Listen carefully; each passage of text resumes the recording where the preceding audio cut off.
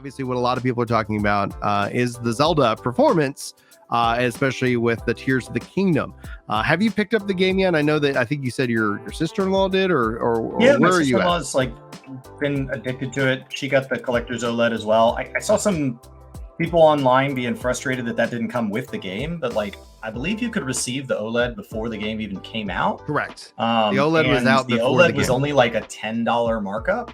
So like I don't know why somebody thought that you could get an OLED of the console for $10 and it would include like a premier title on it. I think that's because there's a history of things like that within gaming, where if you think about like the Final Fantasy 14 or 16 special edition PS5, where it comes with the game, you know, so there is a historical. It's like the God of War bundle for your PS5, because I picked up your PS5, like it was not the same price. It was not like I could have gotten you the same PS5, but it came with God of War. It was, I could 50, add God of War.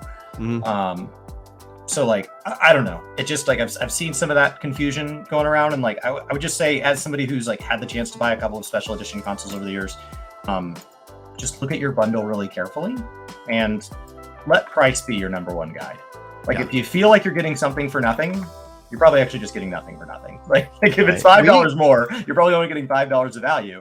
And if it's $300 more, there's probably something else in there. Like what else is in this box that you gotta be careful.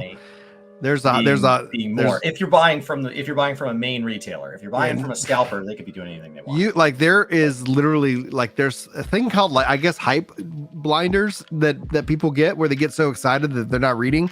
Julie and I, we bought a console, and then like I forget which one it was, and then we listed the box online because sometimes people like to put gifts in boxes to be a jerk for some reason. So we were like, okay, we'll list the box for $10. Guys, this is the box only box.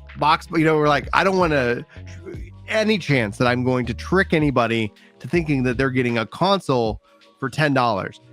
The bids got up to over $1,000 for the box, and we kept messaging the people. We ended up just going like, all right, if they pay us, they pay us. We're going to ship it, because we're messaging them, everybody back going, box, guys, just box. Why? No, you're not, no console, just box. Yeah, people were just, I guess, seeing the price. $1,000? No, they didn't pay, and I'm not sad about that. I did not want to scam anybody, but we don't list boxes anymore. We just thought, we saw like a thing where like, that would be neat. It's like somebody might want to give like a box, and I got you like a Nintendo Switch or like whatever it was, I forgot. And then it's like you open it up and see underwear or something. You're like, no. and then we after like used to always send me my Christmas gifts in a box of Tide detergent. Every year I opened it up, it was always Tide detergent, and you'd open it up and it'd be inside. Which means all year he's having to, like, as he burns through his little powder, he's having to like hold on to these boxes, which then meant that like a bunch of my Hot Wheels and stuff as a kid always smelled like Tide. That's what they came in. You can't ship it, he'd mail it to us at like Thanksgiving, so it sits in a Tide box for like a month and a half. It's gonna smell like Tide. So anyway, like on that note, so Zelda's out. Obviously, you got the OLED, which looks beautiful, but like at the end of the day, if someone's thinking it doesn't come with a game, you're just not reading the fine print. Like it's not like on the front of the box. It does not include game, right? Got a sticker. And but on that note, though, Switch in and of itself, performance-wise, obviously is a big point of discussion right now. So news came out on Friday. One of the makers of a screen basically are kind of hinting that they're working on the next console screen, and Nintendo's kind of in this spot where they keep selling Switches. People keep buying Switches, and they're doing really well. So this is the longest life a Switch product has had. And when it's all said and done, the thing that people are doing is really emulating this game on Steam Deck or on PC and getting that performance of that 60 frames a second. Even notable streamers are doing this like pretty just out there. But they're not paying for that copy of the game. Many of them claim they're buying a $70 edition. I seriously doubt that's the majority.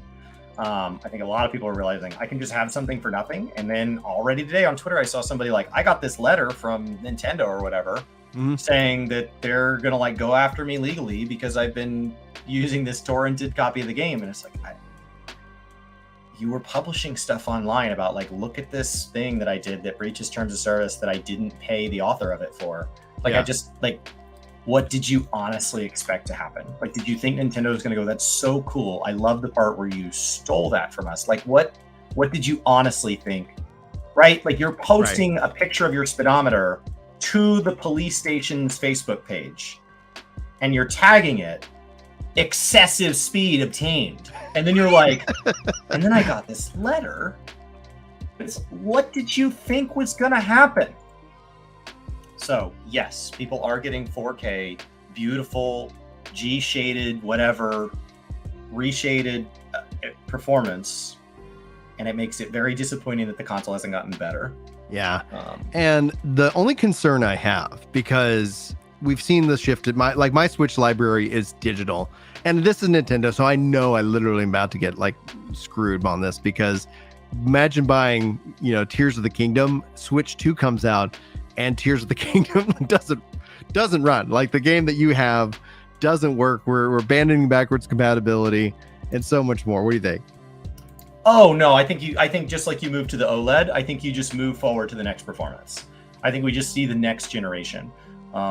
Game Boy supported through multiple generations. So like, yes, we gave way to Wii U, but Game Boy gave way to Game Boy Pocket, which gave way to Game Boy Advance. Like, we kept the same format for a long time, and there was like a cartridge I could like insert that like let me put the bigger cartridges in there, like we moved to the half cartridge or something. Like, it was like a whole thing. So like, I think there's a way. I feel like I had a thing that let me put the N64 and I could like put my Game Boy games in my N64. I feel like I had a thing like that. So there's a way to keep this compatible and just move us into the next generation. I do think that having a game that occasionally drops below 30 frames, where you're starting to talk about like 24 frames, which is television.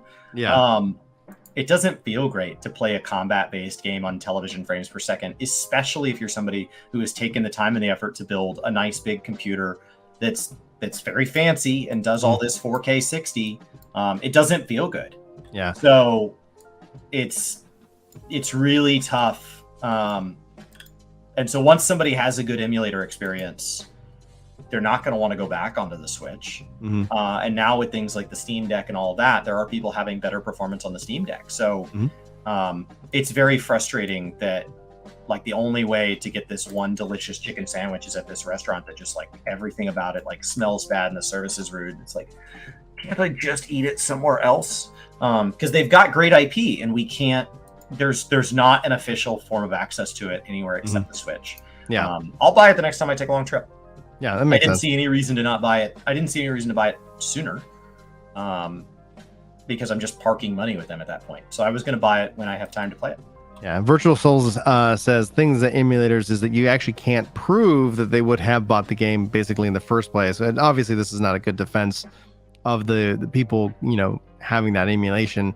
And honestly, I think it's just it's an unfortunate set of events where for some reason when you would see a new Zelda game was always kind of mid-transition. So it was like, yeah, the Zelda game, it's on the old generation and it's also on the new generation, which is exactly what happened with Breath of the Wild. And now with Tears of the Kingdom, it's, yeah, maybe it is also ready to go on the next generation, but the next generation hardware just isn't here yet. But that makes me hopeful. It makes me hopeful from, what a new Switch could mean, because a lot of the conversation always goes into Xbox versus PlayStation. You got PC and cloud, and then you got Nintendo over there just printing off money with the Switch. And the question is will they do that and do that again? And how is that going to look? What's that transition going to look like? Because that is in and of itself, I think, the hardest thing to kind of solve. One of the things they did so well with the Switch was like it was hit after hit after hit. Like the Switch came out, like every month there was a big game, something exciting, something new, or because nobody bought the Wii U, basically something, ported from the Wii U, which was awesome and exciting and people were ready to play it. If they do another generation, what I hope they don't do is then drop support and supply of the existing, because one of the other things about the Switch is it's been at a level where like my sister-in-law like can give her kids the other Switch. It's not so like one of the problems is like the PS5 being up at $400 for the digital and then going up from there. Anybody with young children, like it's a really expensive thing to just like leave it out in the game room where they're like kicking the soccer ball inside, even though you told them not to. Like it's just a really expensive thing to leave lying around, as opposed to the Switch has been something that people seem to really trust with their kids. And that's really cool. Like one of the problems that, you know, some of these gaming franchises have struggled is like they're not introducing a new generation of gamers. Like when we look at things, you know, like how are we going to have kids that like the same, have their own franchises and all of that they can grow up nostalgic with if they don't have access. And so like I think Nintendo's continued to do a decent job with the Switch of like it feels more accessible than ever. Like the pocket and all of that, or the light, the Switch Lite feels like it was targeted. The Switch Lite feels like it was specifically targeted at like, what if you want more than one of these because you want, you know, you want to go on a road trip, you got 3 kids in the back, or in Brian's case, you got 6 kids in the back. Yeah. You got 6 Switch Lights. Great. Well, the Switch Lite is much more durable than like the Switch OL. You know, the OLED actually model is, I would describe that as more durable than the original launch Switch.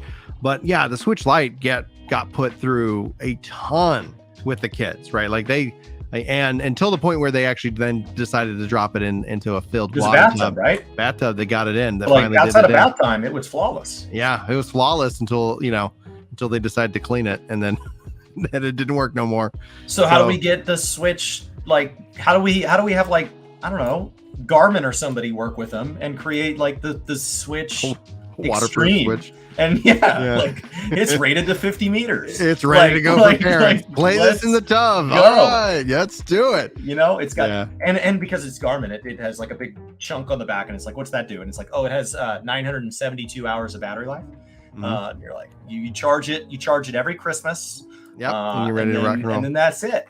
Ready for those long road trips to go. So